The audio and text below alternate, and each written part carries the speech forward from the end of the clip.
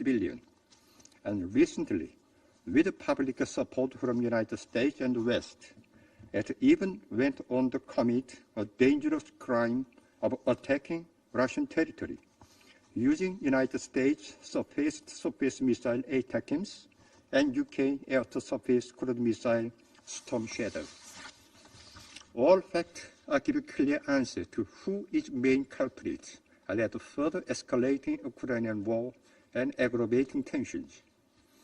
Russia's counterstrike on November 21st is the exercise of the just and legitimate right to self-defense and has served as a serious warning to the U.S. and Western countries in the war mania.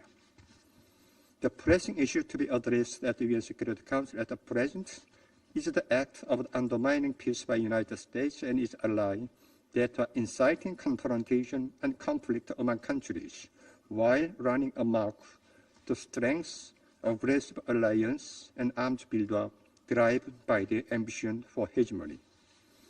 Just as fascisms in Europe and Asia collude with each other to throw the world into turmoil in the last century, the reactionary forces in the West and the East today, allied under the buttons of the United States, are now attempting to establish rapacious and tyrannical order across the world.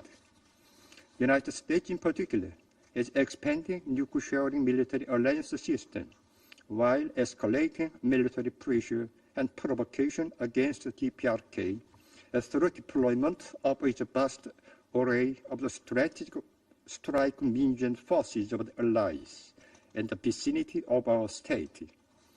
Such being the case, the United States is still picking holes on legitimate development of the relation between independent sovereign states by mastering its satellite forces. It cannot but mockery of an insult to the UN Charter.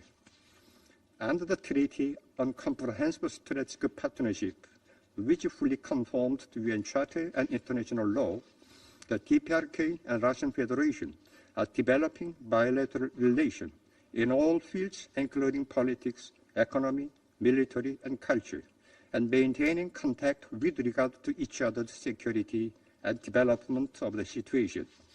The DPRK will remain faithful to its obligation under the treaty and continue to strengthen and develop relations with the Russian Federation in order to defend fundamental interests of the peoples of both countries, contribute to regional and global peace and security, and realize international justice.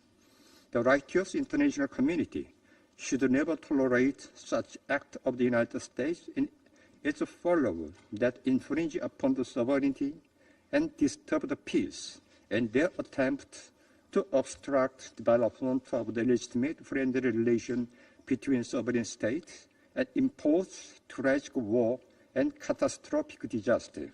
Rather, it should run out in the struggle to safeguard justice and equity, peace and stability. I thank you.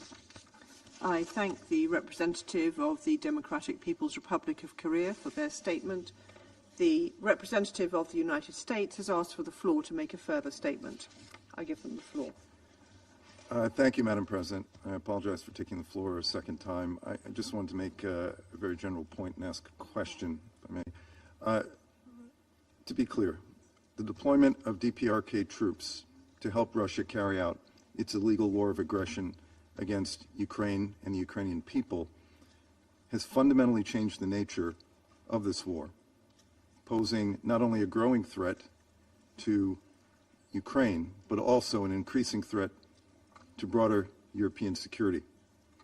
The United States will continue to take, and its allies, to take all steps necessary to help Ukraine defend itself and to ensure allied security. And my last point is just a question to the representative from the DPRK regime. It's a very simple question, and I think this Council would appreciate a very succinct answer.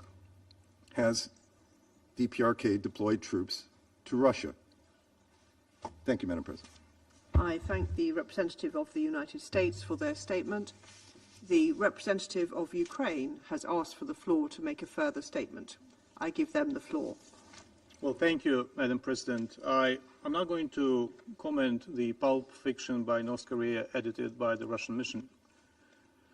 But I forced myself to stay in the chamber out of respect to this institution and out of the need to look in the eyes of the representative of DPRK to tell him directly that he represents a criminal regime, that he represents the regime that helps another criminal regime, and that by the end of the day, sooner or later, you and your leadership will end up in the dock.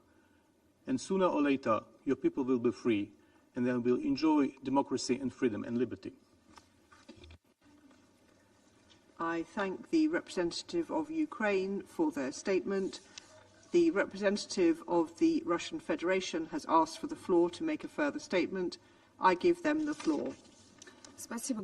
Thank you, Madam President. We regret the fact that the representative of the US is continuing to waste the valuable time of the Security Council, but listening to his conjecture and his smearing of countries that Washington doesn't like. This is just the typical Anglo-Saxon thinking along the lines of highly likely. We repeatedly provided exhaustive clarifications. Our colleagues from DPRK today clearly laid out their position. So those who have ears, may they hear.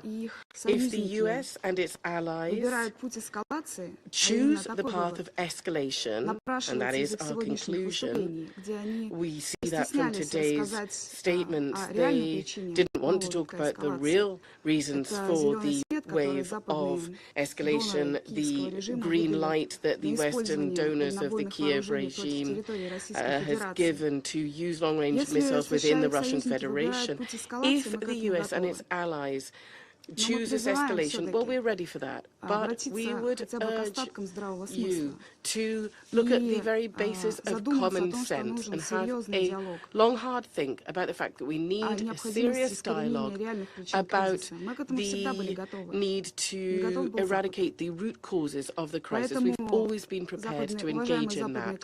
So, our distinguished Western colleagues, the choice is yours. The whole world is waiting. Thank you. I thank the representative of the Russian Federation for their statement.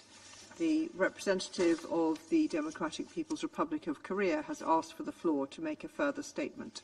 I give them the floor. Thank you, Madam President.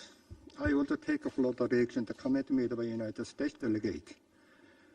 It is a legitimate right for DPRK to develop the relation with the Russian Federation. The Treaty on Comprehensive Strategic Partnership between DPRK and Russian Federation is fully conform to international law and the UN Charter. Therefore, the DPRK will remain faithful to its obligation under that treaty. I thank you. I thank the representative of the Democratic People's Republic of Korea for their statement. There are no more names inscribed on the list of speakers. Before adjourning this meeting, as this is the last scheduled meeting of the Council for November, I'd like to express the sincere appreciation on behalf of the United Kingdom to the members of the Council and to the Secretariat for the support they have provided this month. We also thank the technical support team, the conference service officers, the interpreters, the translators, the verbatim reporters and the security staff for enabling the Council to carry out its meetings. As we end our presidency, we wish the delegation of the United States good luck in the month of December. The meeting is adjourned.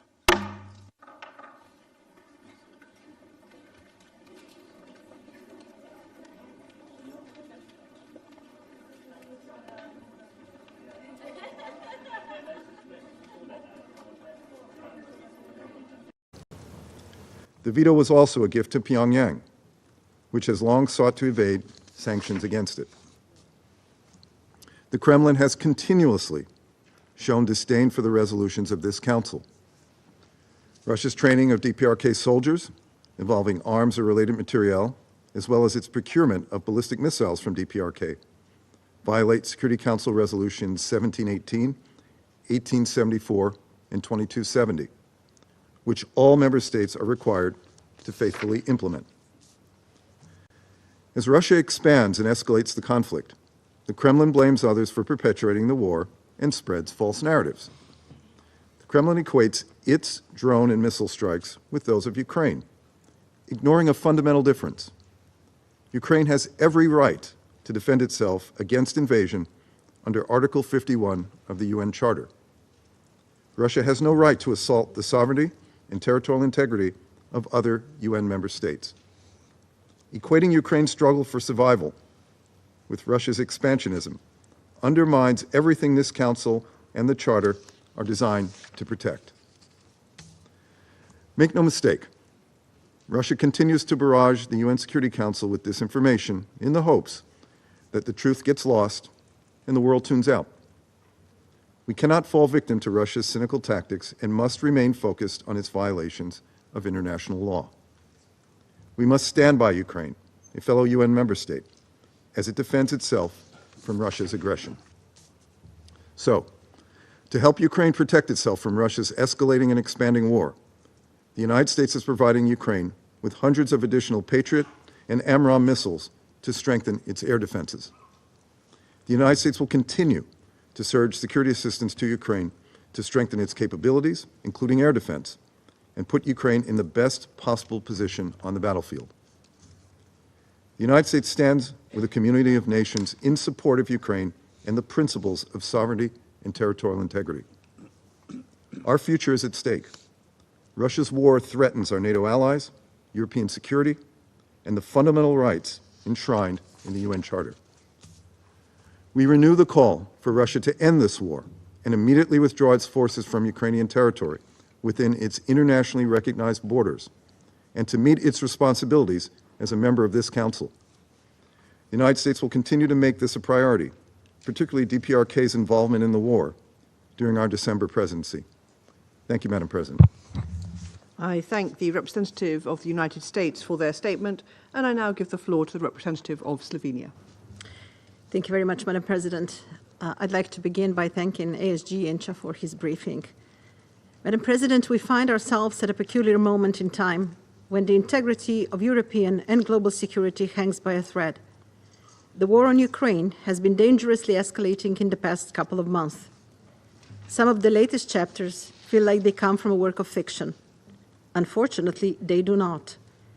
I'm referring particularly to the reports of the DPRK's troops deployment to Europe. Such a development is unprecedented and is impacting regional security in multiple parts of the globe. At the same time, this deployment infringes upon multiple Security Council resolutions and needs to be addressed further. What is more, heating up irresponsible nuclear rhetoric, including the field testing of a nuclear-capable ballistic missile, is a cause for concern. It is a chilling reminder of something that, for many decades, the international community worked very hard to avoid. Madam President, this war is spreading, intensifying, and taking ever more lives. Just 2 nights ago, Russia launched a record 188 drones onto Ukraine. 10 days ago, it launched the largest combined airstrike in months. The aerial attacks are becoming larger, with more firepower, with modernized weapons. All of this is destroying critical civilian infrastructure and the natural environment in swathes. It comes on top of threats to the physical integrity of civilian nuclear facilities, which is of great concern to my country. Madam President, colleagues, these developments are evidently dangerous. With each passing day, the risk of escalation and spillover increases. We need peace in Ukraine, a peace which is acceptable to Ukraine, a peace that respects international law, and a peace that is based on the UN Charter. I thank you, Madam President. I thank the representative of Slovenia for their statement, and I now give the floor to the representative of China. President, I thank ASG Yencha for his briefing. President, tomorrow will be Thanksgiving here in the U.S. Right before this holiday, we're gathered here today to consider again the Ukraine issue, while witnessing once again the expansion of the fighting, the spread of war flames, and the cruelty of war. I can't help but wonder, at this moment, can those caught in the war be reunited with their families? Is there anyone they can be thankful for? Can they have a happy and peaceful tomorrow? Sadly, the Ukraine crisis has been dragging on, and the recent fighting on the ground has become ever more intense. The number of weapons on the battlefield is still increasing, and the variety is expanding. Long-range weapons and cluster munitions have been used, causing serious damages to the infrastructure and heavy casualties. Recently, there have even been reports that anti-personnel landmines will be used in combat. We are deeply concerned and worried about the intensified fighting. We once again call on both parties to the conflict to remain calm and exercise restraint, give up their obsession with winning by force, abandon the myth of a complete military victory, prioritize peace and the people's interest, and start peace talks at an early date and realize a ceasefire. Meanwhile, the Ukraine crisis has now reached a critical moment. Recently, the international community has seen increasingly stronger calls for peace, and discussions on ending the war have increased significantly. Some ideas and proposals, as well as the reactions by the parties, have been reported in the media. We call on the international community to make greater efforts to consolidate consensus, jointly scale up peace efforts, and create synergy in promoting peace talks. China's position on the Ukraine issue is consistent, which is to promote peace talks and a political settlement. Since the outbreak of the crisis, China stated that the sovereignty and territorial integrity of all countries must be respected. The purposes and principles of the UN Charter must be observed. The reasonable security concerns of all countries must be taken seriously, and all efforts conducive to the peaceful settlement of the crisis must be supported. We have maintained engagement and exchanges with Russia, Ukraine, and all other relevant parties, actively conducted shadow diplomacy through our special representative, and remained committed to promoting peace talks. We, together with Brazil, Algeria, and other members of the Global South, established the Group of Friends for Peace on the Ukraine crisis, and call for upholding the three principles of no expansion of the battlefield, no escalation of fighting, and no fueling the flame by any party, while bringing together the voices advocate for peace of the Global South, thus contributing our collective wisdom and strength to the early de-escalation of the situation and the political settlement. In this context, China is ready to work with all parties concerned, including the Global South, to continue to make unremitting efforts to promote the arrival of the dawn of peace and the political settlement of the Ukraine crisis at an early date. President, the U.S. representative has mentioned China in his statement. I would like to respond briefly. Promoting an early political settlement of the Ukraine crisis requires the joint efforts of the international community. Since the outbreak of the crisis, China has always been making every effort for peace and peace talks. We call on all parties, especially the U.S., to work with China to make genuine efforts to end the war. Thank you, President. I thank the representative of China for their statement, and I now give the floor to the representative of Guyana. Thank you, President. We commend the United Kingdom for the swiftness with which they responded to the request from Ukraine to discuss recent escalations in the ongoing conflict between Ukraine and the Russian Federation. We welcome the Council's determination to keep this matter at the top of its agenda, and hope that our deliberations today will encourage more deliberate steps toward de-escalation and to resolving the conflict peacefully. I thank ASG Yancha for the important updates provided. Madam President, Guyana finds the reports of escalations in the conflict deeply troubling. We are among the majority of UN member states that continue to call for an immediate end to the unrelenting violence and violations of international law seen in this conflict. It is innocent civilians who continue to bear the brunt of this conflict. Just yesterday, at your initiative, Madam President, The Council met to discuss the protection of civilians in armed conflict and the need for more concrete efforts to protect humanitarian workers. We heard from every member of the UN Security Council about the need to prevent and respond to such attacks. We believe it is self-evident that the first step in this regard is to work together to end the hostilities, not only in Ukraine, but in other parts of the world as well.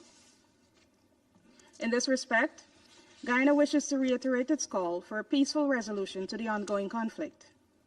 As we consider the options that would take us to such an end state, we demand that the parties comply with their obligations under international law and prioritize the protection of civilians and civilian objects, taking all necessary precautions to protect them from harm. Every life matters. UNICEF has reported that an average of at least 16 children are killed or injured in Ukraine every week. The total number of civilian casualties currently stands at over 30,000, which includes civilians killed or injured since February 2022, the vast majority from bombings in urban areas.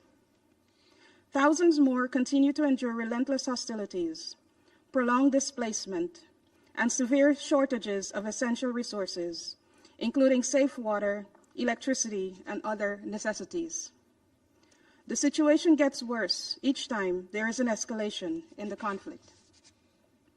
It is for this reason that Guyana continues to call for a serious political and diplomatic process to pave the path to peace. We commend the efforts of those who have committed to finding pathways to peacefully end the war and stress the need for this to be a collective endeavor. We insist on this Council living up to the responsibility entrusted to it and take action to protect civilians and change a dangerous trajectory that this conflict is taking. We also remain firm in our view that respect for the provisions of the UN Charter and international law must be upheld, and therefore call on the Russian Federation to withdraw its military forces from the internationally recognized territory of Ukraine. In closing, Guyana stands ready to contribute to any effort that will lead to a lasting and sustainable peace in Ukraine. I thank you. I thank the representative of Guyana for their statement, and I now give the floor to the representative of Malta. Thank you, President, and I also thank ASG Yencha for their sobering briefing. Today we convene to deliberate on yet another serious escalation. Just yesterday, the Russian Federation launched over 100 drones and missiles aimed at more than 10 Ukrainian regions, including the cities of Kiev, Odessa, Kharkiv, and Zaporizhia. While it seems that most of these attacks were intercepted, they still led to a considerable number of injuries and physical damage. Such actions are coupled with the worrying deployment of a new ballistic missile, which was launched at Ukraine last week, further causing significant damage. This is yet another escalatory tactic with the potential of unleashing more havoc on the people of Ukraine. It is deeply troubling that Ukraine might potentially be used for the testing of new weapons by the Russian Federation. Neither can we forget about the systematic targeting of Ukrainian civilian infrastructure, in particular energy infrastructure. This month alone, the Russian Federation launched another massive missile and drone attack on Ukraine's energy infrastructure, with the sole intent of damaging Ukraine's energy capacity just before the upcoming winter months. Malta condemns all attacks on civilian targets and critical infrastructure. This Council must reiterate in no uncertain terms its call on all parties to fully uphold international humanitarian law and the principles of distinction and proportionality. Malta also continues to call for full and unfettered safe access for all humanitarian workers currently operating on the ground in Ukraine. President, Malta again reiterates its deep concern with regards to the transfer of weapons and ammunition from DPRK and Iran to the Russian Federation, as well as the deployment of troops from DPRK on the front lines in Ukraine. The presence of foreign troops on the front lines in Ukraine broadens the scope of this war and increases the scope for escalation and directly endangers European and global peace and security. We call on all states to stop supporting and enabling Russia's illegal war of aggression. We stress the need for full accountability for all crimes committed by Russia and Ukraine, and reaffirm our support to the ongoing work of the ICC, the Independent International Commission of Inquiry on Ukraine, and the Register of Damage. We also further reiterate our support for the establishment of a special tribunal for the prosecution of the crime of aggression against Ukraine. Together, we need to focus on achieving a comprehensive, just and lasting peace in Ukraine, in line with the UN Charter. We will support all efforts aimed at achieving such goals. Malta can never accept a world in which might is right. In closing, President, let me reiterate that Ukraine has a right to defend itself under Article 51 of the UN Charter.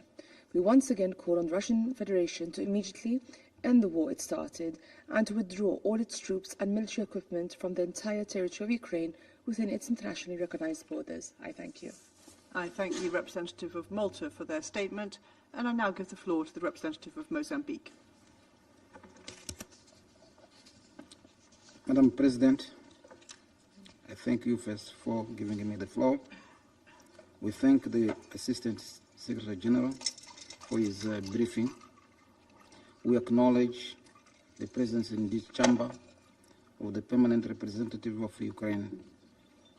Madam President, the Security Council has considered extensively on this issue, including during your recent signature event. Yet, despite this attention, we remain missing in action. What is urgently needed now is bold action, rooted constructive approaches that foster confidence building, anchor a ceasefire, and pave the way for durable settlement. Regrettably, as the communication promptly this meeting illustrates, the trajectory remains one of the escalation, inflammatory rhetoric, and the misguided strategy of escalate to de-escalate. Such a calculation is dangerous, with consequences that will extend far beyond the battlefield. Madam President, we reiterate our call to the warring parties to adhere to international humanitarian law, which categorically prohibits attacks on civilians and civilian infrastructure. These are binding norms, not optional principles. With winter sitting in, targeting of energy grids and essential services in Ukraine poses egress threat, risking millions of lives through exposure, hunger, and deprivation. Madam President, the clear and present risk of nuclear escalation further underscore the urgency of action.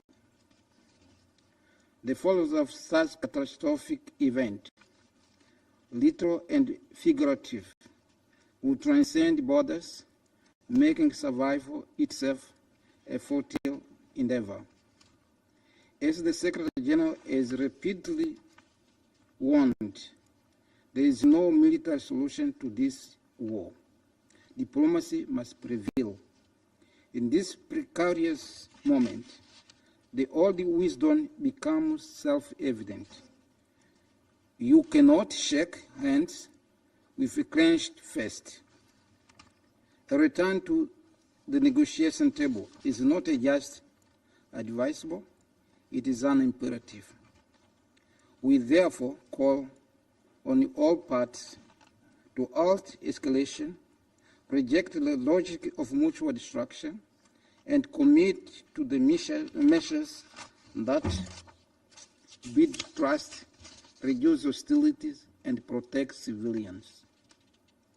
History will judge us not by strength of our weapons, but our courage to choose peace over war. Let us act before it is too late. I thank you, Madam President. I thank the representative of Mozambique for their statement, and I now give the floor to the representative of the Russian Federation. Спасибо, госпожа председатель. Запрос сегодняшнего заседания киевским режимом, поддержанный его западными хозяевами, свидетельствует о том, что просроченный украинский президент не просто не перестал пока воевать с северокорейскими ветряными мельницами, но и придает этим усилиям особый смысл в своей стратегии провоцирования стран НАТО на повышение ставок в конфликте с Россией. Комментировать новые абсурдные обвинения, базирующиеся, как и предыдущие, на домыслах и фобиях, мы не видим смысла. Все уже было сказано на предыдущем заседании по этому бредовому сюжету 30 октября. Поэтому сконцентрируемся сегодня на истинных целях, развязанной киевской властью пропагандистской и очернительной кампании. Мы о них уже неоднократно говорили, и все наши прогнозы сбылись. Обанкротившемуся режиму Зеленского необходимо любой ценой вовлечь страны НАТО в прямой конфликт с Россией на поле боя. При любом ином сценарии его ждет неотвратимое и унизительное поражение, которое замаячило вполне определенно после провальной курской авантюры украинского главаря и очевидного обрушения фронта в Донбассе, отмечаемого уже всеми военными экспертами. Так, даже западные информагентства признали, что только за прошлую неделю российские войска освободили 235 квадратных километров территории, продвигаясь рекордными за весь 2024 год темпами. На глазах рушатся самые мощные укрепрайоны, создававшиеся Киевом с 2014 года. В стане украинских военных откровенная паника. Насильно мобилизованные солдаты массово разбегаются со своих позиций. Врать своему народу, узурпировавшему власть в нарушении Конституции страны актеру Зеленскому, становится все труднее. Граждане Украины либо спасаются от его правления за рубежом, у кого есть такая возможность, либо отсиживаются по домам, чтобы не нарваться на военные патрули, бросающие на бойню уже всех мужчин, независимо от возраста и заболеваний.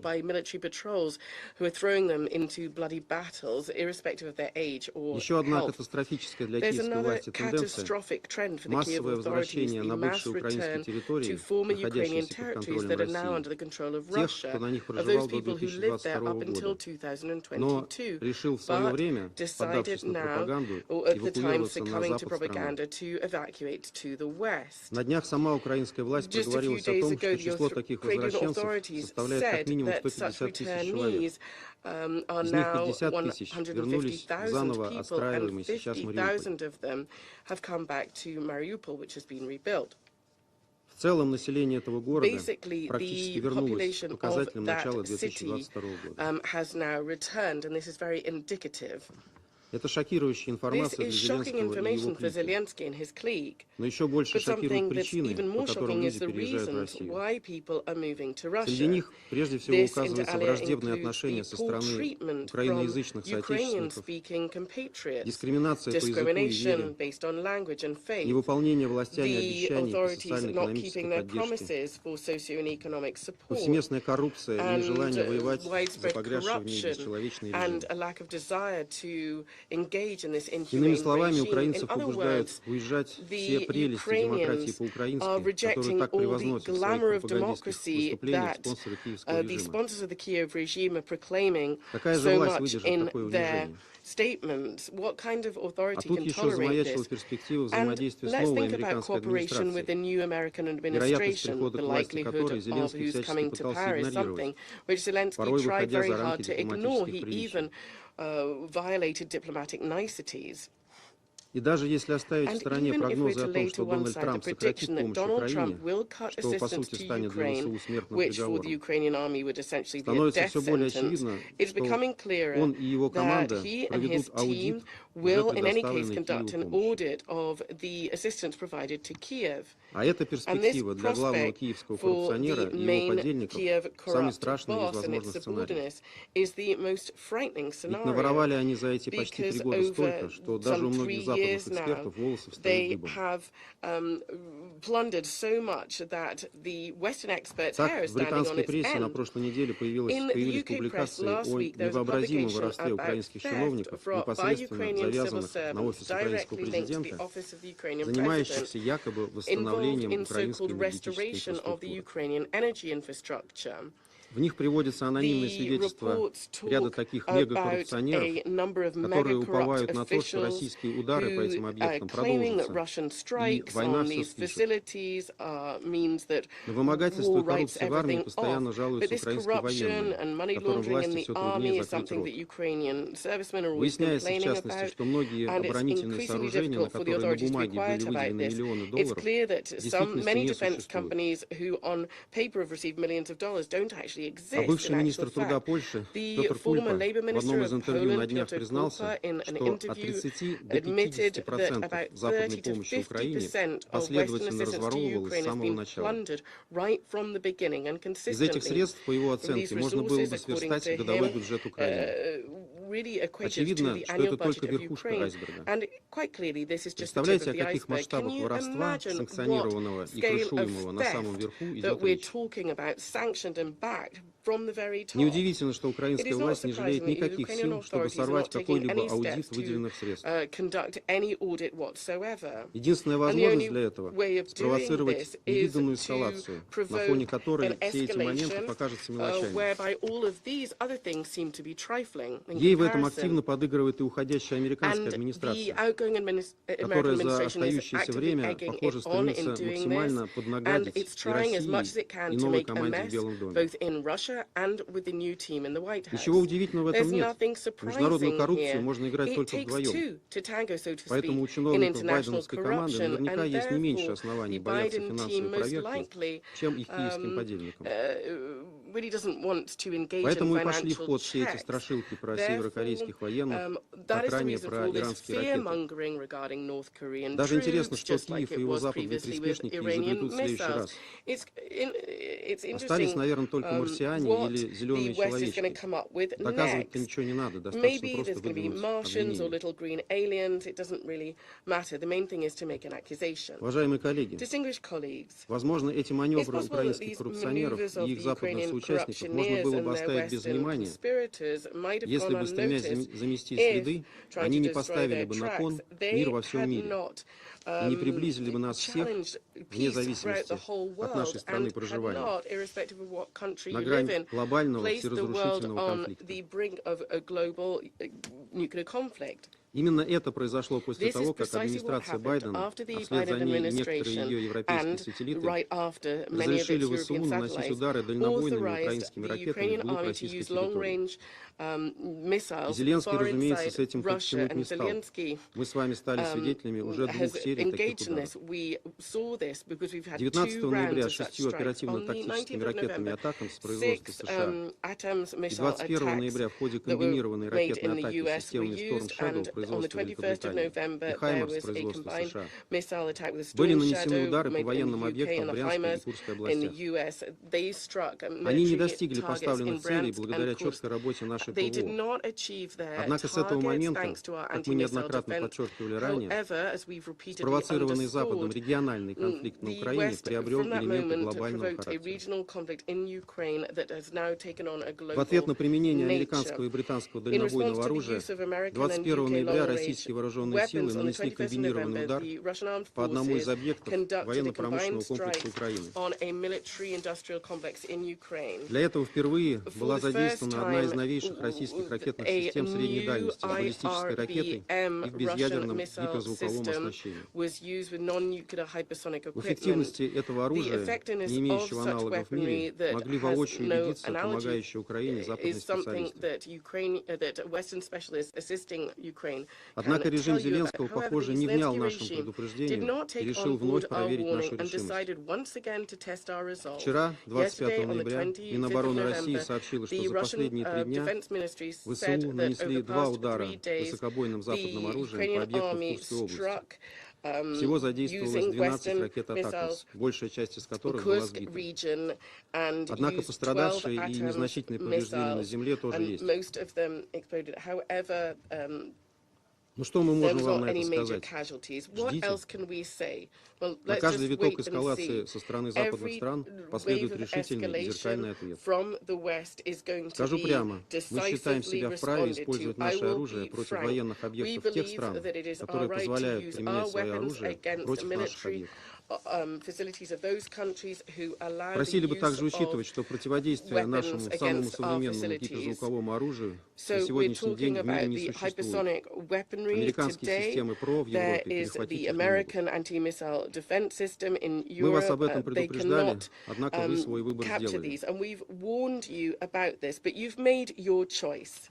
Мы не раз говорили о We том, have что said готовы к repeatedly переговорам. that we are prepared to engage in Выдвигали конкретные negotiations. We have предложения. put forward specific Последний раз в июне proposals, этого года. and most recently in June this year. Но киевский главарь the и Kiev head Запад раз honcho за and разом the выбирали West, time after эскалацию. time, have favored escalation. Что ж, это ваше осознанное решение, So даже is that если your оно deliberate безрассудное. decision? Well, then it is completely Уважаемые коллеги, shocking. на наш взгляд, Distinguished именно colleagues, эту in our сознательную opinion, эскалацию со this стороны США и deliberate их escalation союзников from нам the стоило US бы and обсуждать its сегодня в allies Совете is Безопасности. something that we should be Ведь discussing today in глобальный the конфликт, Security который Council, они because the рискуют global спровоцировать, conflict that they are в likely условиях to современного provoke развития вооружений не обойдет никого with стороной. today's weaponry is Представитель not киевского going to режима, spare разумеется, об anyone. этом ничего The не скажет, representative of the Kiev так как на regime, of повестке course, дня is not going to украинской say anything дипломатии about сегодня this, стоит исключительно because спасение шкуры Зеленского и его all клики. Ukrainian diplomacy wants to do Даже right now если is для save the этого skin of придется Zelensky погрузить в and its пучину clique. войны весь мир. And even if that means plunging the Призываем whole вас всех world задуматься into об war, we этом would и не совершать urge ошибок each and every в one of you выборе to think about приоритетов it и and расстановке not акцентов. to make the mistake and to choose your priorities very Благодарю за carefully. внимание. Thank you very much indeed. I thank the representative of the Russian Federation for their statement, and I now give the floor to the representative of Switzerland. Madame la Présidente, je remercie le sous-secrétaire général Miroslav Jenča pour son intervention. Nous condamnons les attaques russes des derniers jours sur différentes régions en Ukraine. Nous sommes alarmés par les nombreuses victimes civiles, y compris les enfants, et les dommages considérables infligés aux infrastructures civiles, en particulier à Kharkiv, à Odessa et à Zaporizhzhia. À l'approche de l'hiver, près de 150 000 familles ainsi que des hôpitaux, des écoles et des entreprises sont privées de chauffage dans les régions de Dnipro, Ivano, Frankivsk. Alors que la Suisse a condamné l'agression militaire de la Russie contre l'Ukraine, déclenchée il y a plus de 1000 jours de flagrantes violations de la Charte des Nations Unies, nous sommes particulièrement inquiétés par les aspects suivants. Premièrement, nous constatons une augmentation significative du nombre de victimes civiles et des dommages causés aux infrastructures civiles. Nous rappelons que les attaques dirigées contre des civils ou des biens de caractère civil sont interdites. Toutes les parties doivent respecter strictement le droit international humanitaire, en particulier les règles relatives à la conduite des hostilités et assurer la protection de la population civile ainsi que le respect des droits humains. Deuxièmement, nous restons préoccupés par le fait que les conditions en matière de sûreté et de sécurité nucléaire restent précaires, en particulier celles de la centrale nucléaire de Zaporizhzhia. Toutes les installations nucléaires ukrainiennes sont mises en péril par les attaques continues contre l'infrastructure énergétique ukrainienne. La Suisse soutient l'Agence internationale de l'énergie atomique dans son travail essentiel et que son directeur général nous a relaté ici à plusieurs fois, et particulièrement les 5 principes pour la protection de la CNTP. Finalement, nous nous sommes concernés par l'effet délétère que l'agression militaire russe exerce sur toute l'architecture multilatérale de désarmement et de maîtrise des armements. Nous condamnons les menaces répétées de l'emploi de l'arme nucléaire proférée par la Russie et regrettons les rapports concernant l'attaque au moyen d'un missile balistique à portée encore plus longue contre l'Ukraine. Ces développements illustrent les effets négatifs de l'évolution de la dernière décennie, notamment dans le contexte du traité sur la non-prolifération des armes nucléaires et de la suspension du traité sur les forces nucléaires à portée intermédiaire. Des rapports de plus en plus détaillés suggèrent que des troupes de la République populaire démocratique de Corée seraient non seulement déployées en Russie, mais activement engagées dans les combats. Cette intensification du soutien extérieur à l'agression militaire russe représenterait également une violation grave des résolutions de ce Conseil sur la non-prolifération. À cela s'ajoutent les récents rapports de l'Organisation pour l'interdiction des armes chimiques qui confirment l'emploi en Ukraine d'un agent de lutte anti-émeute comme méthode de guerre en violation de la Convention sur les armes chimiques.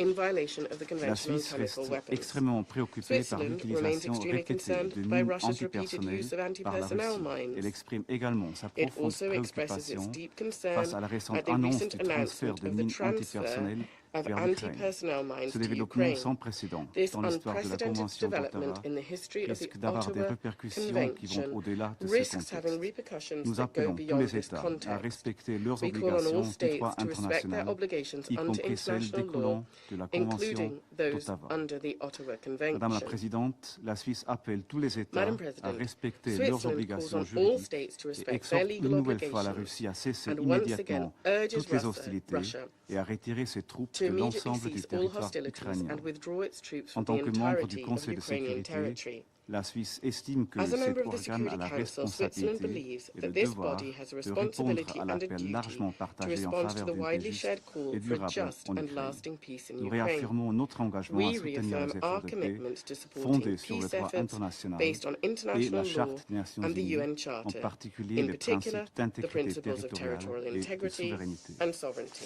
La Suisse continue de Switzerland soutenir le continues to secrétaire support the général dans Secretary la General recherche in the d'une search for solution a peaceful pacifique solution et reste prête and à remains contribuer ready à to toutes contribute les to all mesures visant measures à promouvoir la aimed at paix promoting peace conformément à in la Charte accordance de with the l'ONU. UN Charter. I thank you. I thank the representative of Switzerland for their statement, and I now give the floor to the representative of Japan. Thank you, Madam President. And I thank the United Kingdom for convening this meeting, and thank ASG Yencha for his informative briefing.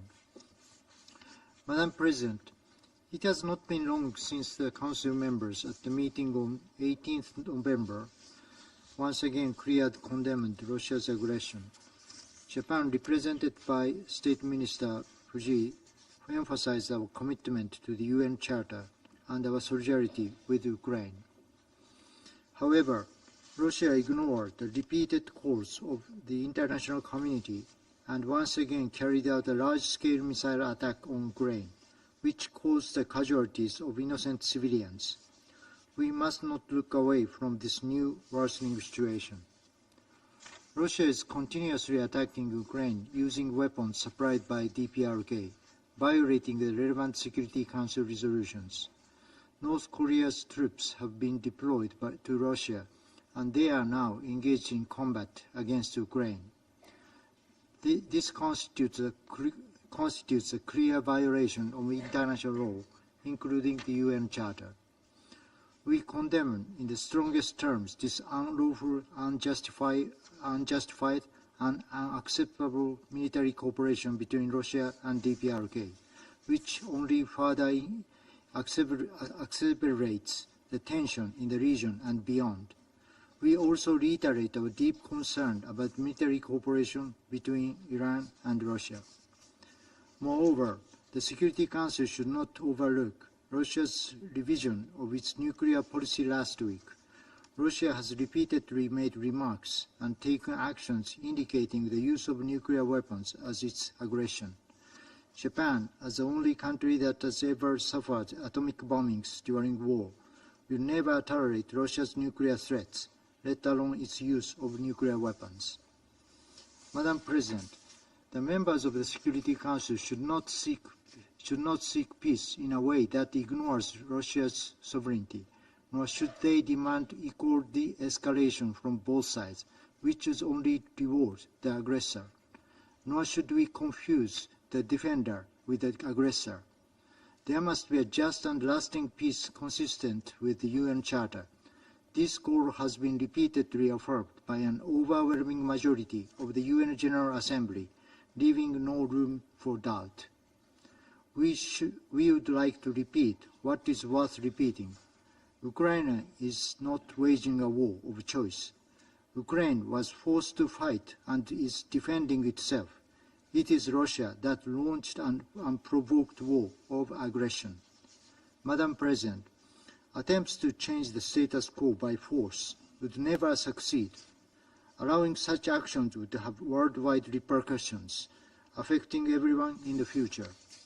The international community must act to stop the aggressor, not to seek a forced peace or to reward the aggressor. This is not a matter of choosing sides between Ukraine or Russia. It is a question of either upholding while disregarding the UN Charter. Japan once again strongly demands Russia withdraw from Ukraine immediately and unconditionally. Japan continues to stand with Ukraine. I thank you. I thank the representative of Japan for their statement, and I now give the floor to the representative of Algeria. Thank you, Madam President. I thank ASG Miroslav Janča for his briefing. Madam President, the recent developments that occurred in both Ukraine and Russia are deeply concerning. The use in this conflict of new types of destructive weapons, such as intermediate and long-range missiles, is a dangerous escalation. An escalation that could only worsen the yet tense situation that has already caused the death of so many innocent victims in Ukraine and Russia. We reiterate our call upon the parties to exert restraint and urgently reverse this escalatory rhetoric and to avoid the worst scenario. Algeria has warned many times, and it does again today, against the logic of confrontation and polarization that prevails in this conflict.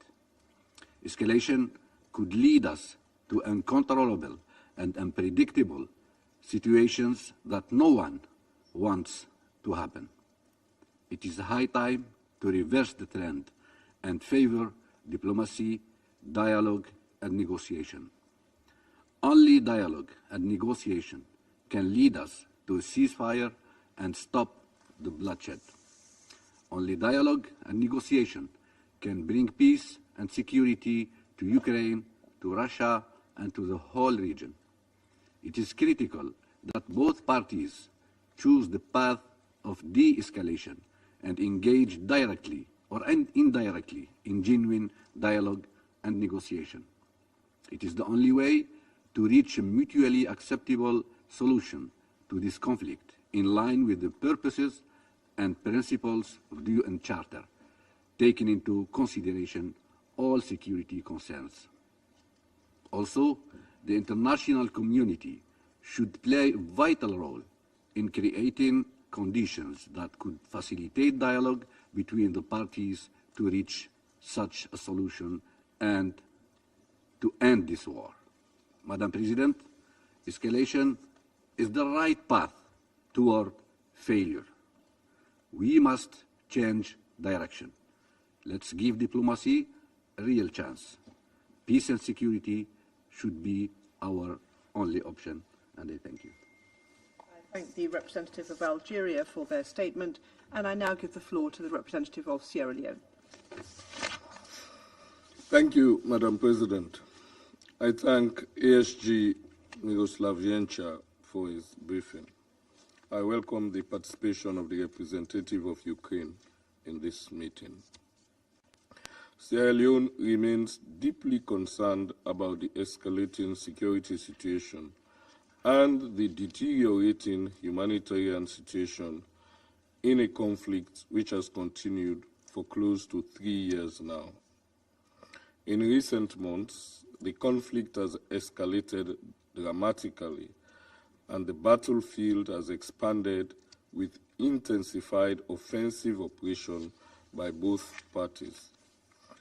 A week ago in this chamber, Sierra Leone took note of several news reports that restrictions on the use of long-range missiles to strike targets inside the Russian Federation have been lifted, following recent intelligence and open-source reports that the DPRK troops are now engaged in combat in the Kursk region. We stated that if these reports were confirmed, that will mark a dangerous escalation of the conflict. Today, we take note of Ukraine's letter dated 25th November 2024, stating that the Russian Federation has used a new intermediate-range missile on 21st November to attack the city of Dnipro, and also continues to carry out massive missiles and drone strikes against residential areas and critical civilian infrastructure. These actions, if confirmed, represents a dangerous escalation in the conflict. We further take note of reports from Ukraine of multiple attacks that continue to target and damage electricity and gas facilities, despite the looming winter, and also numerous civilian facilities across Ukraine. We have reiterated many times in this Council in the course of this year that the deliberate targeting of residential or civilian areas, civilian infrastructure, and essential services such as hospitals, schools, water and energy facilities are unacceptable and prohibited under international law. It poses a significant threat to the safety and well-being of the most vulnerable and protected populations, violating the basic tenets of humanity and the principles of international humanitarian law. Sierra Leone also deems as unacceptable attacks on civilians, vital civilian infrastructure, and protected objects. We call on all involved parties to take all necessary measures to avoid further civilian casualties and damage to civilian infrastructure. Madam President, the deteriorating security situation also continues to have devastating humanitarian consequences on the civilian population. Latest updates from UN aid teams have highlighted the deepening humanitarian crisis across Ukraine, particularly in frontline areas in the northeast and south, owing to intensified attacks. OCHA has warned that civilians remaining in frontline communities in Donetsk, Kharkiv, Kherson, Dnipropetrovsk, and Zaporizhia face dire living conditions, which is expected to worsen as winter approaches. Reported attacks against Ukraine's energy infrastructure have drastically reduced the country's electricity capacity, leading to daily power cuts for millions of people across Ukraine. These outages, often lasting many hours, limit access to water, mobile networks and internet, and public transportation, and disrupt children's ability to learn and even attend school remotely. As Ukraine approaches its third winter since the start of the conflict in February 2022, Sierra Leone is deeply concerned that repeated attacks on energy infrastructure are expected to exacerbate the challenges civilians will face, with likely disruption to essential services such as water, gas, and heating. We note that to address the winter-specific needs, the humanitarian community launched the 2024-2025 Winter Response Plan, appealing for $492.1 million to support 1.8 million people with critical winter-related humanitarian assistance, as outlined in the 2024 Humanitarian Needs and Response Plan. This plan intends to support timely preparedness and response. Sierra Leone calls on the international community to support this plan. The drastic escalation, alarming civilian casualties, and the devastating humanitarian consequences of the conflict on civilians, including the elderly, women, all parties to the conflict must prioritize the protection of civilians and refrain from further escalation and pursuit of the option of winning the war on the battlefield at all costs. Dialogue and diplomacy should be the primary tools employed to pave the way for a peaceful resolution of the conflict. Let me close, Madam President, by urging all parties to prioritize the protection of civilians and critical infrastructure, including energy infrastructure, to ensure essential services for the well-being and stability of civilians. Let me also repeat what we stated last week in this chamber. Peace is achieved not among friends, but between conflicting parties. In this regard, genuine peace requires overcoming hostility, bridging divides, and fostering dialogue where mistrust and animosity have taken root.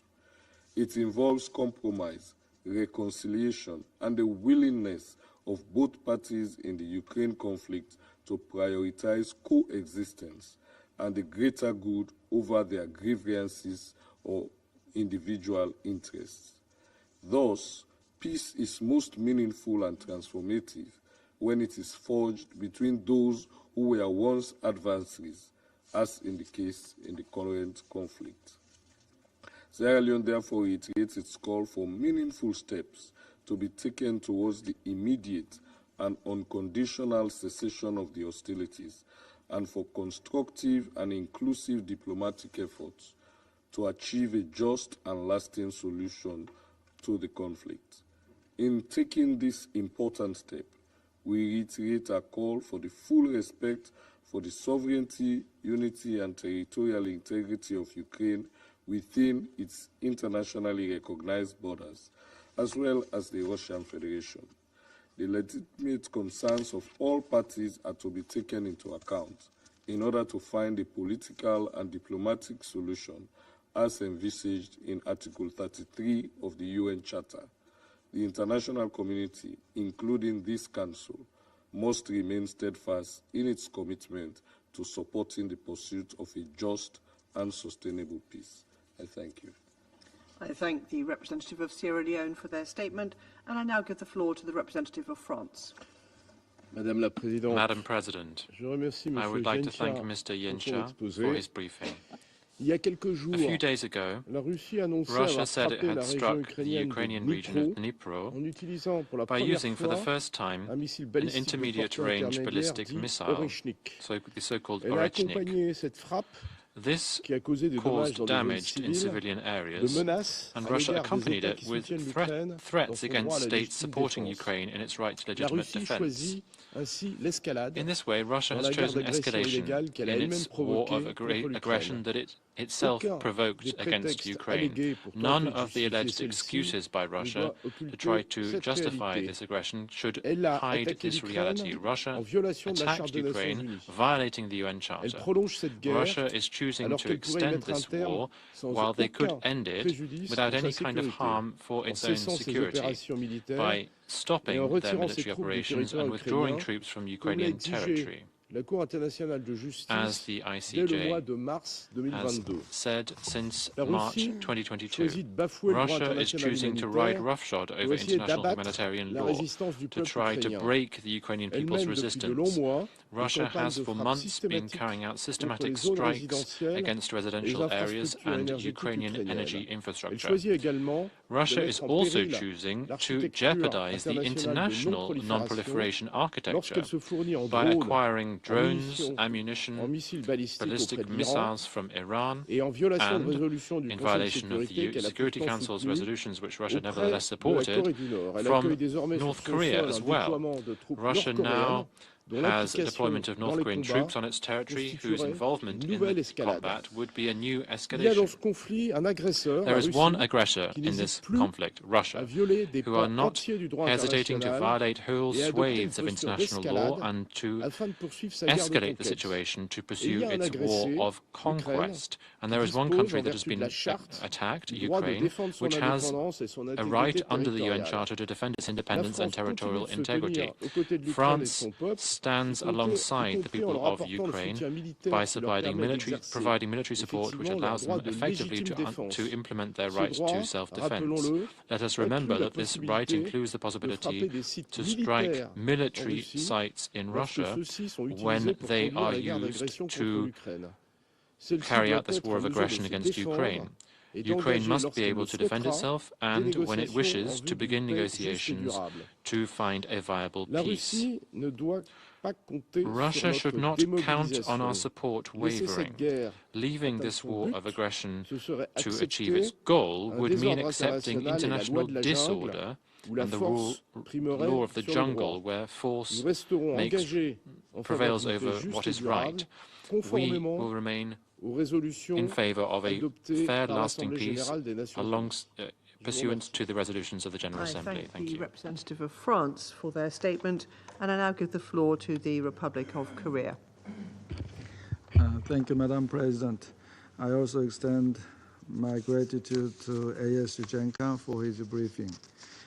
Colleagues, last week we discussed the aftermath of Russia's brutal invasion of Ukraine, which has been ongoing for 1,000 days.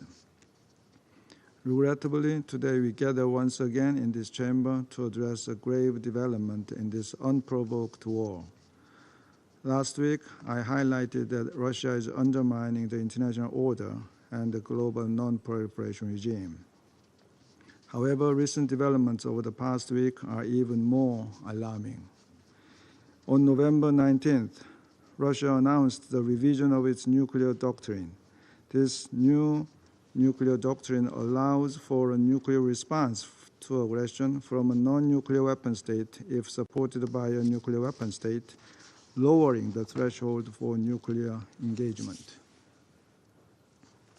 In addition, Russia launched an intermediate-range ballistic missile, IRBM, and this attack marks the first time that such systems have been used in combat. It is worrisome that Russia is dangerously blurring the lines between conventional and nuclear warfare by taking these escalatory actions. Madam President, the war in Ukraine is becoming further complicated with the DPRK's full involvement. Initially, North Korea supported Russia's invasion of Ukraine and was one of the only 5 member states that voted against the General Assembly resolution on March 2, 2022, entitled Aggression Against Ukraine, which deplored the aggression and demanded a full withdrawal of Russian forces. Starting about August last year, the DPRK has shipped about 20,000 containers to Russia. To date, it is estimated that Pyongyang has provided approximately 9.4 million artillery shells. Furthermore, North Korea has recently transferred not only munitions, but also artillery launch systems. My government estimates that around 150 units of 170 millimeter howitzers and 240 millimeter multiple rocket launchers have been delivered to Russia. About 11,000 North Korean soldiers have been dispatched to Russia, and some of them are now actively engaged in combat operations in the Kursk Oblast. While my government is investigating specific intelligence related to North Korean casualties, the estimated casualty toll remains unverified. The rapid pace of these developments makes it challenging for us to even keep up with unfolding events these days. Nevertheless, one thing is clear. All of these activities are blatant violations of multiple Security Council resolutions. Madam President, North Korea's increasing involvement in Russia's war against Ukraine carries serious implications. First, with North Korean troops and weapons on the battlefield, the conflict between Russia and Ukraine is being internationalized and evolving into a broader confrontation. Russia can now rely on additional military resources and manpower from the DPRK to bolster its operational capabilities and sustain its military efforts. In fact, we are even facing the potential for an additional deployment of North Korean troops, as more personnel may be needed to supplement and maintain existing troop levels. Second, North Korea's full participation in the war provides Pyongyang with greater access to Russian resources and military technology. In return for sending its troops, my government assesses that the DPRK has received from Russia not only economic benefits, but also anti-aircraft missiles and equipment to reinforce its weak air defense systems. The DPRK may acquire advanced military technology, material, and equipment to advance its illegal nuclear program. With Russia's direct backing, an emboldened North Korea will likely intensify pursuit of its illegal nuclear ambitions and provocative actions, thus further destabilizing the Korean Peninsula and beyond. Third, we are currently witnessing an ominous collusion. a permanent member of the UN Security Council, with its top-tier military technology and lowered nuclear threshold, is collaborating with an impoverished and isolated regime, well known for brutally oppressing its own people. The leader of the regime is sending soldiers into distant battlefields to be used for Russia's reckless tactics, while siphoning off their salaries from Russia into the regime and funding illegal WMD development. Such a collusion, if unchecked, could profoundly shake the foundation of the international order based on the UN Charter. The international community should stand united in condemning such collusion and calling for an immediate halt to the illegal cooperation. Madam President, to conclude, the Republic of Korea once again urges Russia and North Korea to cease their military cooperation and immediately withdraw their troops. We also take this opportunity to reaffirm our steadfast position to support Ukraine's defending its people and territory in accordance with the UN Charter and international law. For our part, we will respond resolutely to any threat to our national security in cooperation with the international community, and will take corresponding measures depending on ensuing developments related to Russia DPRK military cooperation. I thank you, Madam President. I thank the representative of the Republic of Korea for their statement, and I now give the floor to the representative of Ecuador. Gracias, Presidenta, y agradezco al subsecretario Yencha por su detallado informe. A más de 1000 días del inicio de la invasión a Ucrania, nos enfrentamos a un escenario que ha adquirido una nueva dimensión. La constante escalada de la violencia y el uso de armamento cada vez más devastador amenaza con llevarnos a un punto de no retorno, generando un clima de incertidumbre y temor que resuena a nivel global. Hace apenas 9 días, la secretaria general adjunta Di Carlo recordó a este Consejo sobre las devastadoras consecuencias de la guerra. Más de 12,000 civiles han perdido la vida, incluidos más de 600 niños. Ciudades enteras han sido reducidas a escombros, la infraestructura civil, incluidas más de 1.300 escuelas y 580 instalaciones médicas, han sido sistemáticamente destruidas. Ucrania se ha convertido en uno de los lugares más minados del mundo, con casi una cuarta parte de su territorio contaminado por minas. La amenaza de un invierno devastador agravada por la destrucción de infraestructuras críticas y el ataque continuo contra la red energética de Ucrania pone en riesgo a millones de personas que dependen de ayuda humanitaria para sobrevivir. Además, el creciente peligro de un incidente nuclear en zonas como Zaporilla subraya la gravedad de la situación.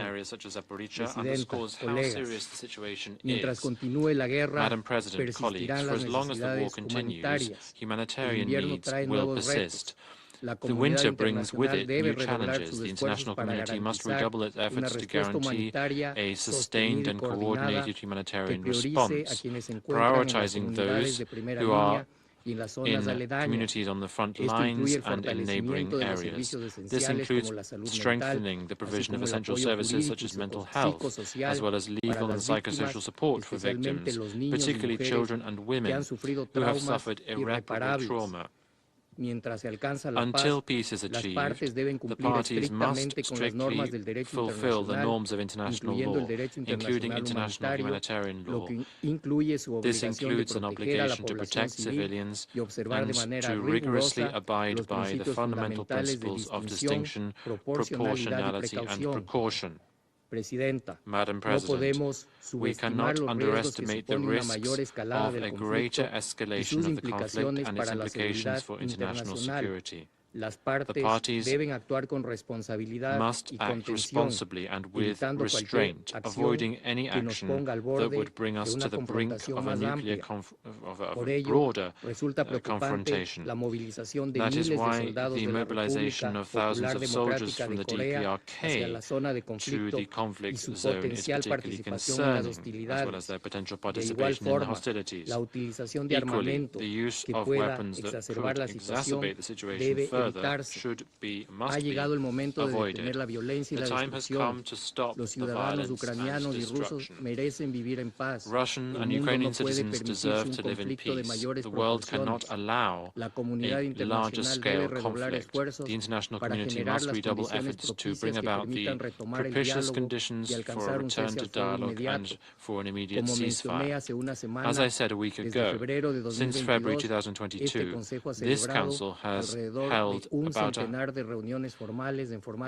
100 formal open meetings which have allowed us to express our positions. The time has come for us to look at all tools and available modalities to avoid this forum becoming a sounding board where words are just repeated without there being specific actions taken to bring about peace. During this debate, a common thread has emerged from the statements. First, the need to abide by the principles enshrined in international law and the United Nations Charter. And secondly, the imperative need to bring about a de-escalation given the risks posed by this conflict. Ecuador fully agrees with these calls, and we reiterate our support for the sovereignty, territorial integrity, and political independence of Ukraine, and we stand ready to support any initiative that would move us closer towards a negotiated solution leading towards fair and sustainable peace, based on international law and the principles of the UN Charter. Thank you. I thank the representative of Ecuador for their statement. I shall now make a statement in my capacity as the representative of the United Kingdom. I'd like to start by thanking ASD Yencha for his briefing today. Colleagues, last week we marked 1,000 days since Russia launched its illegal, full-scale invasion of Ukraine. We recalled the devastating impact the war has had upon the Ukrainian people and the world, and reiterated our steadfast commitment to ensuring Ukraine gets the support it needs to defend itself and to achieve a just and lasting peace in line with the UN Charter. President Putin has demonstrated time and again that he has no interest in such a peace. In recent weeks and months, Russia has intensified its attacks on Ukraine. First, it has stepped up the use of indiscriminate glide bombs against Ukrainian cities. Last week, the UN announced that the number of civilians killed since February 2022 had reached over 10,000, with over 18,500 injured. Second, Russia has intensified its deliberate targeting of civilian energy infrastructure. This is a war crime, and it puts the lives of millions of Ukrainians at serious risk during cold winter months. Third, Russia has used experimental weapons. Last week, it fired an intermediate-range ballistic missile on Dnipro. Ukraine is not a testing ground for new weapons. I could go on.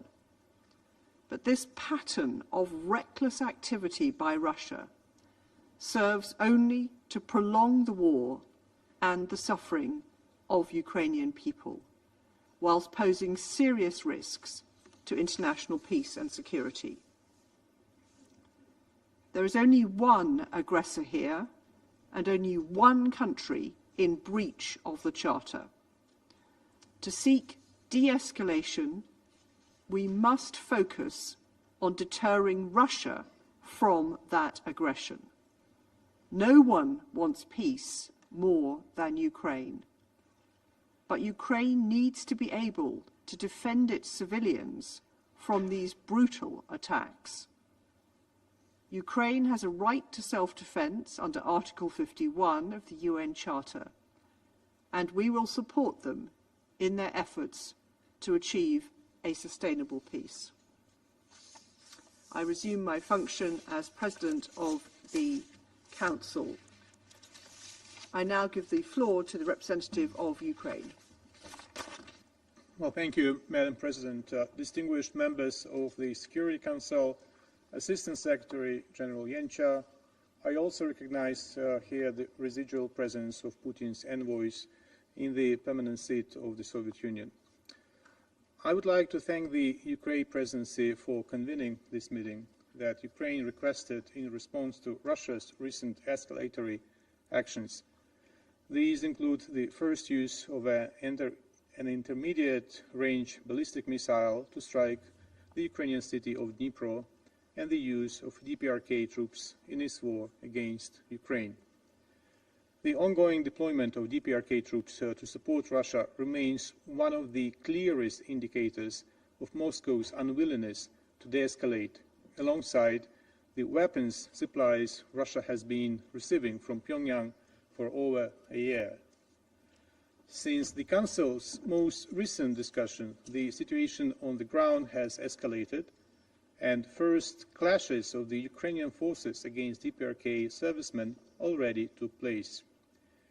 As we informed earlier, the troops are fighting under assumed identities of Russia's Far East nationalities using forged documents. Primarily, they operate as combined arms units trained for action in the European theater of military operations. The DPRK is now entering the war in a fully fledged manner. According to available information, its current military contingent of 11,000 troops could quickly be increased to 100,000. The question of whether the Pyongyang regime truly requires such a substantial number of combat-trained servicemen solely to assist its Russian allies is rhetorical at best. The answer to this question is self-evident, and while it may be uncomfortable, acknowledging this reality is essential. Otherwise, an appropriate and adequate response would be unlikely. According to the publicly available information, the DPRK had sent more than 20,000 containers of artillery, missiles and other conventional arms to Russia since August 2023 to replenish its dwindling weapons stockpiles. As reported by Ukraine's military defense intelligence, Pyongyang has supplied Moscow with 100 Kan-23 and Kan-24 short-range ballistic missiles. The first use of these weapons by Russia against Ukraine, including against residential areas and civilian infrastructure, was recorded at the end of 2023. In 2024, Ukraine has documented approximately 60 launches of such missiles, accounting for 1/3 of all ballistic missile attacks carried out by Russia this year. Furthermore, recent reports from the expert community point to satellite images that reveal the DPRK is expanding a manufacturing complex in the city of Hamhung. This industrial facility assembles Kan-23 short-range ballistic missiles, which Russia has used against Ukraine, including for targeting residential areas and civilian infrastructure. The satellite images reportedly taken in early October show the construction of what appears to be an additional assembly building, as well as a new housing facility likely intended for workers. Additionally, there have been recent reports that Russia received 170mm self-propelled howitzers and 240mm multiple rocket launch systems from the DPRK. Let me recall that the transfer of ballistic missiles, along with any other arms and related material from the DPRK to Russia, flagrantly violates multiple United Nations Security Council resolutions. The training by the Russian Federation of DPRK regular units, including those recently deployed in the Kursk region, constitutes a violation of Security Council Resolutions 1718, 1874, and 2270. In turn, DPRK soldiers providing or receiving any training or other assistance related to use of arms is also a violation of the mentioned resolutions. We reiterate that Pyongyang's support comes at a price, and this is an access to Russian technology in missile, nuclear, and other military programs. It is crucial to understand that this price is paid not so much by Russia, but by the world. Failure to act decisively will be far more costly in the long run than taking strong and timely measures today. We call on all responsible nations to take immediate actions to resolutely counterattack the Russian and North Korean regimes, from increasing sanctions pressure on Moscow and Pyongyang to maximizing Ukraine's capabilities within the framework of the victory plan presented by President Zelensky. At the same time, the Security Council and its 1718 Sanctions Committee should continue addressing the issue of non-compliance of the DPRK and the Russian Federation with relevant UN Security Council resolutions. In this regard, Ukraine also supports the monitoring and reporting on violations and evasions of the sanction measures by both regimes within other multilateral mechanisms, in particular multilateral sanctions monitoring team established on October 16, 2024. Madam President, another escalatory move by Putin aimed at testing the world's resilience to Russia's nuclear blackmail occurred on November 21. On that day, the Ukrainian city of Dnipro suffered an attack by an intermediate-range ballistic missile capable of delivering weapons of mass destruction. According to an initial examination of remnants, it was the first time that such a missile has been identified on the territory of Ukraine. The missile was equipped with 6 warheads, each containing 6 sub-munitions. It moved along a ballistic trajectory which was only affected by aerodynamic resistance. Moscow's narratives following the strike, including comments by war criminal Putin, once again underscored Russia's intentions to persuade the global audience of its complete inadequacy, this time by showing readiness to kill Ukrainians not only with conventional, but also nuclear means. Ukraine calls on UN member states, in particular nuclear weapon states, to condemn Russia's irresponsible nuclear saber-rattling. In responding to this escalatory step, it is also important to remember that Putin's future actions will directly depend on the strength and resolve of our reaction. In effect, this modus operandi has always been simple and straightforward. If his blackmail succeeds and his opponent shows weakness or willingness to appease, a new and more severe escalation of violence and violations will inevitably follow. On the contrary, if adequate measures to deter Russia and reduce its aggressive potential are taken, Putin will stop. Therefore, the response to the Kremlin's current nuclear blackmail and threats must include tougher sanctions and increased military assistance to the party defending itself, its people, and the principles of the UN Charter. In this context, we do not accept concerns about strengthening Ukraine's capacities to strike military targets on Russian territory as alleged escalation. Such labeling either demonstrates a complete misunderstanding of conflict's nature and current developments on the ground, or serves as manipulation in the aggressor's interests. It was from Russian territory that the full-scale invasion began in February 2022. It is on Russian territory that new military units were being formed to occupy and destroy Ukrainian cities and kill Ukrainian people. It is on Russian territory that the production of deadly weapons is accelerating, weapons that will be used not only against Ukraine, despite the illusions of those hoping to buy a few years of peace at the expense of Ukraine's existence. Finally, it is from Russian territory that missiles, drones, and guided aerial bombs are launched daily, killing Ukrainians and destroying our critical infrastructure. This includes drones from Iran and missiles from the DPRK, enabling these rogue states to test their weaponry. More than 11,500 missiles were launched against Ukraine since February 2022. More than 33,000 guided aerial bombs were deployed. Over the past 4 days alone, 495 UAVs were launched by Russia, along with Iskander ballistic missiles and Kh-5969 guided air-to-surface missiles. Among the targets that Russian forces attempt to strike are the transmission substations of our nuclear power plants.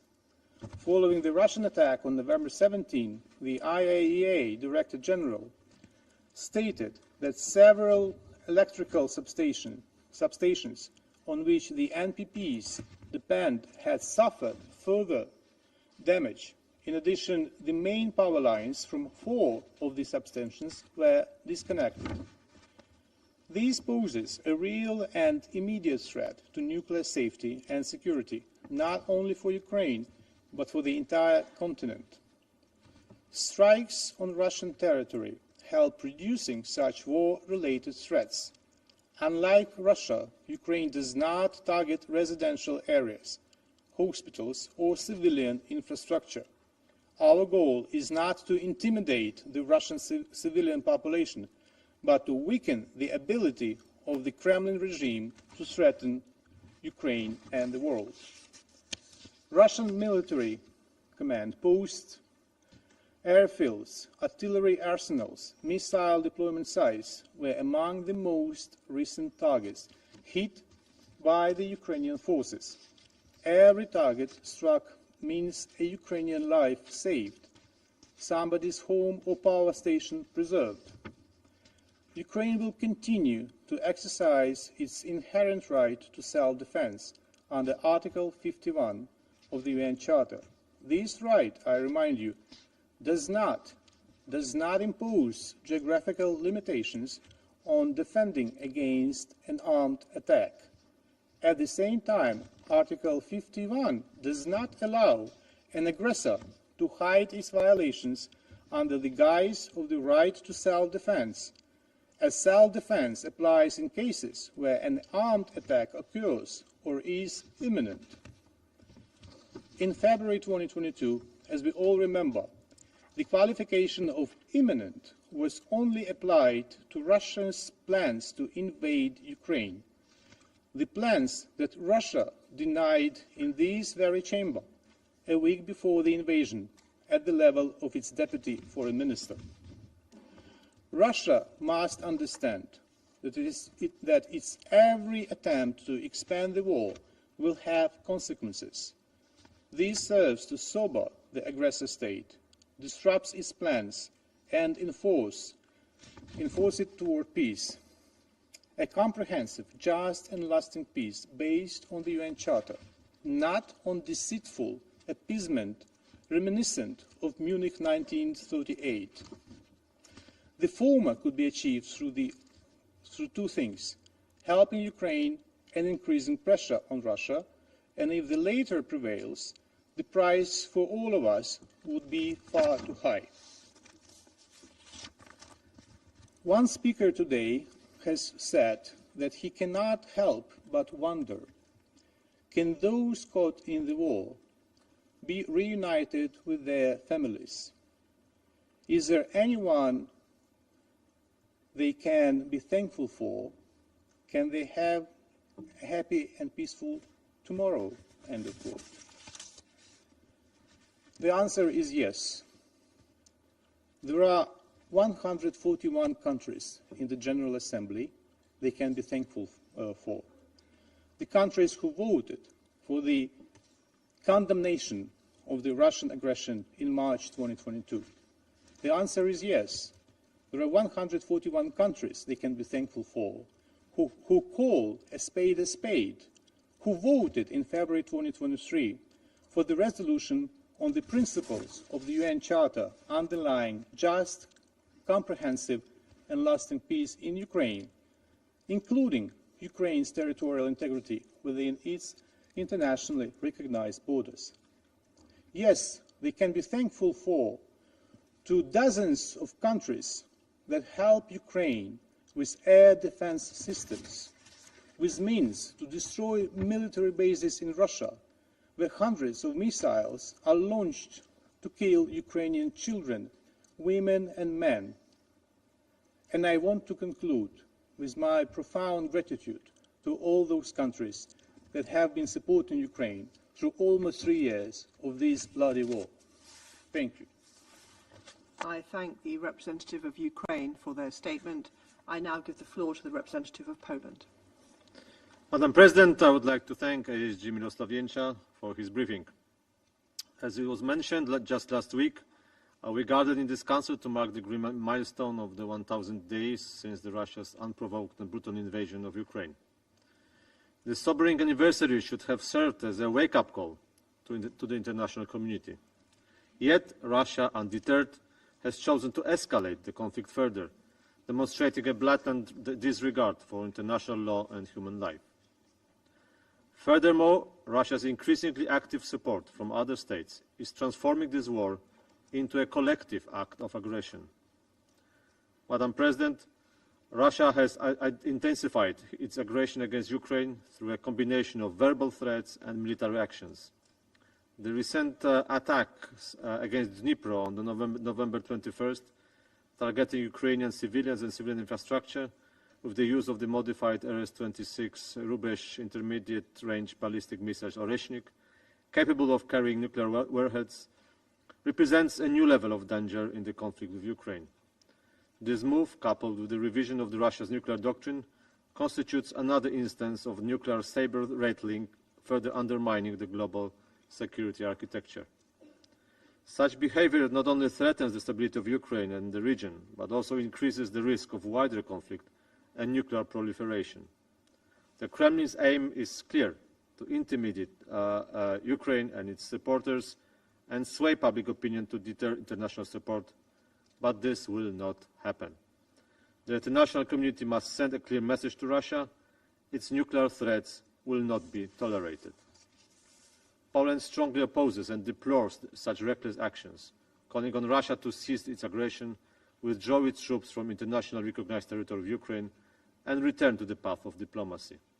We reiterate that Ukraine's defensive operations to diminish Russia's capacity to wage its illegal war are a legitimate exercise of an inherent right to self-defense, fully in line with the international law and Article 51 of the UN Charter. In contrast, Russia, as an aggressor, continues to violate fundamental principles of international law, including the prohibition of the use of force against the territorial integrity and sovereignty of any state and international humanitarian law. Russian authorities and soldiers must be held accountable for all crimes committed in Ukraine. If they go unpunished by international justice, aggressive Moscow could inspire other actors to replace international law with the might makes right approach. This could lead to a world where coercion and intimidation replace peaceful negotiations and time-consuming reconciliation in every region. Madam President, any further peace must be grounded on the UN Charter and international law and must be negotiated and agreed upon by Ukraine. We believe that the President Zelensky's peace formula currently best embodies these principles, and I thank you. I thank the representative of Poland for their statement. And I now give the floor to His Excellency Mr. Stavros Lambrinidis, Head of the Delegation of the European Union to the United Nations. Thank you. Thank you, Madam President. I have the honour to speak on behalf of the European Union and its member states. I want to thank you for organising this meeting, and also special thanks to Jerzy Jęcza for his briefing. Colleagues, only last week we marked 1,000 days since Russia's unprovoked and unjustified full-scale invasion of Ukraine. I delivered a statement at that occasion in front of this chamber on behalf of the EU and its member states again. And today we are compelled to meet once again after Russia once again stepped up its offensive with a new wave of escalations. The past days, Russia has intensified its massive aerial assaults against Ukrainian cities, once again killing innocent civilians, including children. It has once again inflicted further damage on Ukraine's energy infrastructure, also endangering nuclear safety and security as nuclear sites need a secure off-site power supply. It has once again expanded its use of arms, firing a new ballistic missile against Dnipro. And it has once again deepened its military cooperation with the DPRK, now deploying thousands of North Korean troops to support its war of aggression in violation of UNSC resolutions. Dear colleagues, each of these actions separately constitute once again unacceptable escalations and serious breaches of international law. Russia must be held fully accountable for its violations.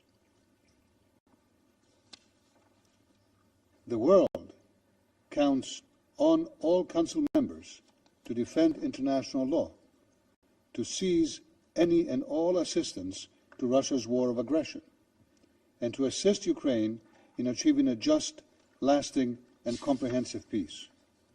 Might cannot make right. We can never accept attempts to change borders by force. Territorial integrity is at the core of the UN Charter, and it must be upheld. So, once again, we will continue to support Ukraine to defend the UN Charter in response to Russia's aggression, and we will do so for as long as it takes. Thank you. I thank His Excellency Mr. Lambrinidis for his statement. I now give the floor to the representative of Estonia. Thank you. Thank you very much, President. I have the honor to speak on behalf of the three Baltic states, Latvia, Lithuania, and my own country, Estonia. We align ourselves with a statement of the European Union. Let me add a few additional elements. First of all, I would like to thank SG Jenscha for his briefing. Thank you. President, criminal Russia's regime, instead of opting to de-escalate and to end this war, it calls and to call of the international community to find a peaceful end to this war, has again decided to pursue escalation in Ukraine, exemplified by Russia's launching a record amount of drone strikes into Ukraine during the past days, in which energy infrastructure, including of the nuclear power plants infrastructure, in several regions was seriously hit. Moreover, last Thursday, Kremlin fired an intermediate-range ballistic missile in the city of Dnipro, with a warning that more would follow. While Russia's nuclear saber-rattling is unfortunately nothing new, firing experimental missiles with capability of carrying nuclear warheads at another member state is an irresponsible and deeply concerning development. Let me be clear. Such desperate attempts of intimidation are not going to work. President, the deepening involvement of Iran, the DPRK and Belarus in Russia's aggression against Ukraine must stop immediately. DPRK's continued large-scale supply of artillery shells and ballistic missiles to Russia, and the involvement of the DPRK's troops fighting on Russia's side in Ukraine are a major escalation with global consequences. President, we also urge China as a permanent member of the United Nations Security Council with a particular responsibility to uphold the purposes and principles of the UN Charter, to exercise its influence to end Russia's war of aggression against Ukraine, providing indeed peaceful tomorrow for Ukrainians. In addition, recent reports of Russia recruiting cannon fodder from Yemen to fight in Ukraine only further displays Russia's escalatory course of action. It is highly alarming that military and mercenaries from all over the world are being recruited to fight in the heart of Europe to satisfy Russia's neocolonial and imperial ambitions. President, the developments that I and many around this table have highlighted only confirm that Russia's goals in Ukraine have not changed. They don't want peace, but to erase sovereign Ukrainian state from the map and root out the national identity of Ukrainian people. This is not going to happen. We will not allow this to happen. We will stand with the Ukrainian people and reiterate our unwavering support to Ukraine's right for self-defense and Ukraine's sovereignty and territorial integrity within its internationally recognized borders. We call upon the UN membership to support Ukraine's peace formula, which is the only viable framework to secure a comprehensive, just, and lasting peace in Ukraine, based on principles of the UN Charter. I thank you. I thank the representative of Estonia for their statement, and I now give the floor to the Democratic People's Republic of Korea. Thank you, Madam President. Only a week ago, here in this chamber, the draft resolution reflecting the unanimous demand of the international community for immediate and unconditional ceasefire in Gaza was rejected by United States veto. The result was the rise of the abnormal situation of the throwing into darkness and despair the Palestinian people in their aspiration for survival and abetting Israel's nefarious atrocity of the mass killings. However, UN Security Council laid aside the most pressing security issue at the present time when we witness tragedy of merciless killings that could even make Hitler blush with shame. Overwhelmed by a high-handed practice of the one permanent member of the Security Council, it has convened a meeting that completely runs counter to the fundamental principle enshrined in the UN Charter. Now, this is truly disgrace to be condemned by international community.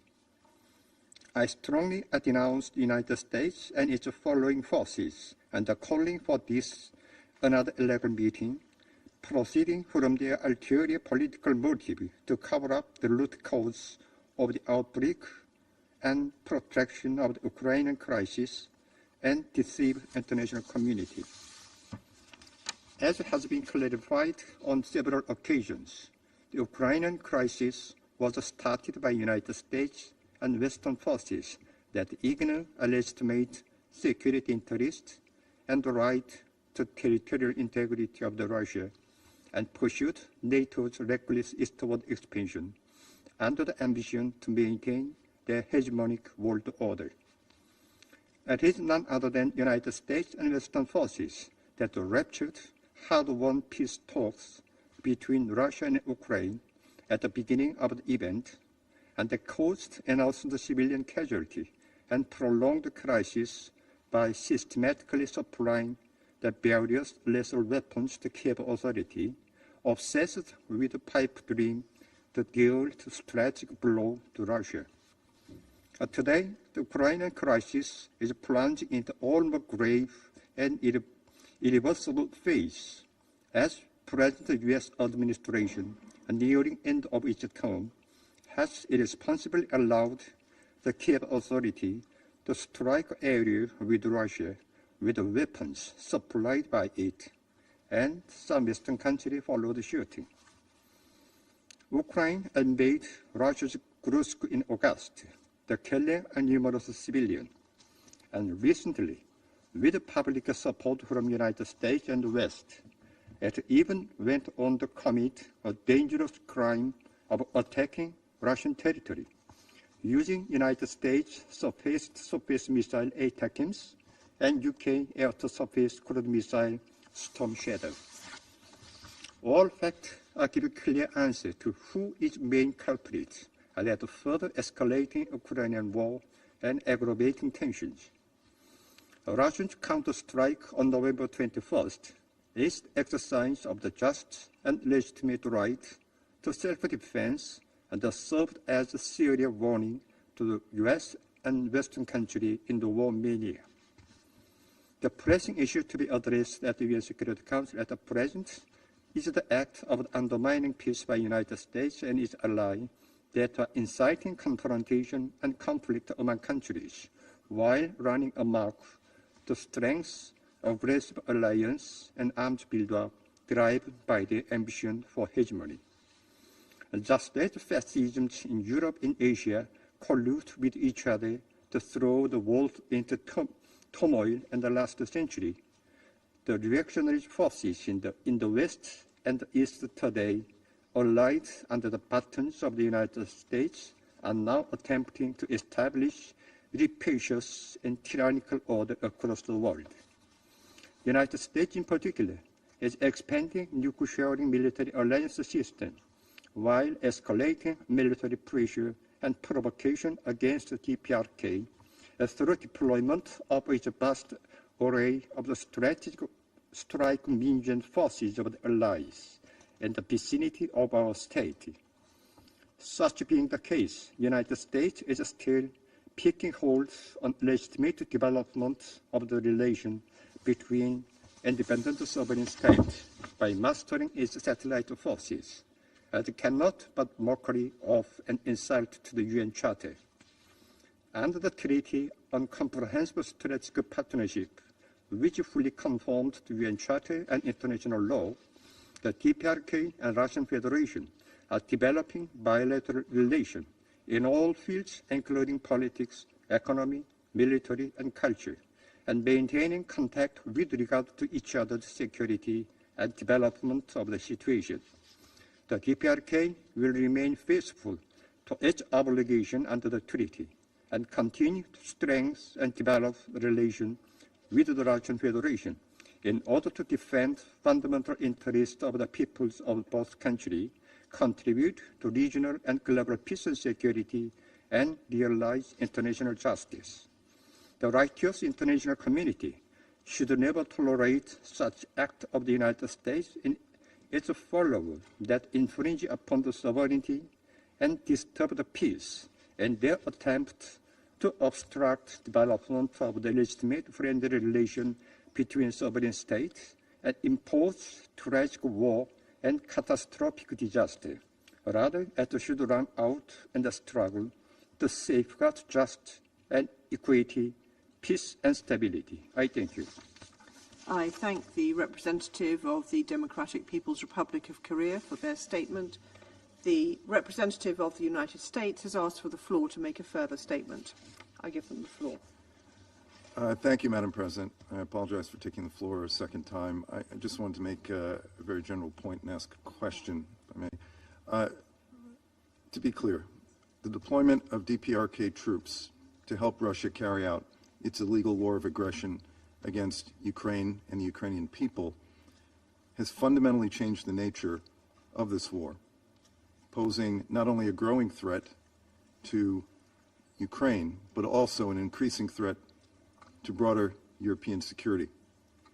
The United States will continue to take, and its allies, to take all steps necessary to help Ukraine defend itself and to ensure allied security. And my last point is just a question to the representative from the DPRK regime. It's a very simple question, and I think this Council would appreciate a very succinct answer. Has DPRK deployed troops to Russia? Thank you, Madam President. I thank the representative of the United States for their statement. The representative of Ukraine has asked for the floor to make a further statement. I give them the floor. Well, thank you, Madam President. I'm not going to comment the pulp fiction by North Korea edited by the Russian mission. But I force myself to stay in the chamber out of respect to this institution and out of the need to look in the eyes of the representative of DPRK to tell him directly that he represents a criminal regime, that he represents the regime that helps another criminal regime, and that by the end of the day, sooner or later, you and your leadership will end up in the dock And sooner or later, your people will be free, and they will enjoy democracy and freedom and liberty. I thank the representative of Ukraine for their statement. The representative of the Russian Federation has asked for the floor to make a further statement. I give them the floor. Thank you, Madam President. We regret the fact that the representative of the US is continuing to waste the valuable time of the Security Council, but listening to his conjecture and his smearing of countries that Washington doesn't like. This is just the typical Anglo-Saxon thinking along the lines of highly likely. We repeatedly provided exhaustive clarifications. Our colleagues from DPRK today clearly laid out their position. So those who have ears may they hear. If the US and its allies choose the path of escalation, and that is our conclusion, we see that from today's statements. They didn't want to talk about the real reasons for the wave of escalation, the green light that the Western donors of the Kiev regime has given to use long-range missiles within the Russian Federation. If the US and its allies chooses escalation, well, we're ready for that. But we would urge you to look at the very basis of common sense and have a long, hard think about the fact that we need a serious dialogue about the need to eradicate the root causes of the crisis. We've always been prepared to engage in that. So our distinguished Western colleagues, the choice is yours. The whole world is waiting. Thank you. I thank the representative of the Russian Federation for their statement. The representative of the Democratic People's Republic of Korea has asked for the floor to make a further statement. I give them the floor. Thank you, Madam President. I want to take a floor to reaction to the comment made by the United States delegate. It is a legitimate right for DPRK to develop the relation with the Russian Federation. The treaty and comprehensive strategic partnership between DPRK and Russian Federation is fully conformed to international law and the UN Charter. Therefore, the DPRK will remain faithful to its obligation under that treaty. I thank you. I thank the representative of the Democratic People's Republic of Korea for their statement. There are no more names inscribed on the list of speakers. Before adjourning this meeting, as this is the last scheduled meeting of the Council for November, I'd like to express the sincere appreciation on behalf of the United Kingdom to the members of the Council and to the Secretariat for the support they have provided this month. We also thank the technical support team, the conference service officers, the interpreters, the translators, the verbatim reporters and the security staff for enabling the Council to carry out its meetings. As we end our presidency, we wish the delegation of the United States good luck in the month of December. The meeting is adjourned.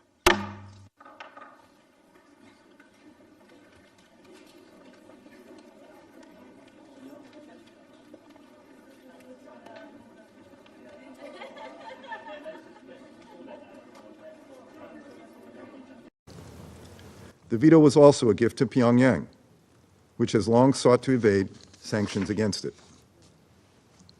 The Kremlin has continuously shown disdain for the resolutions of this Council.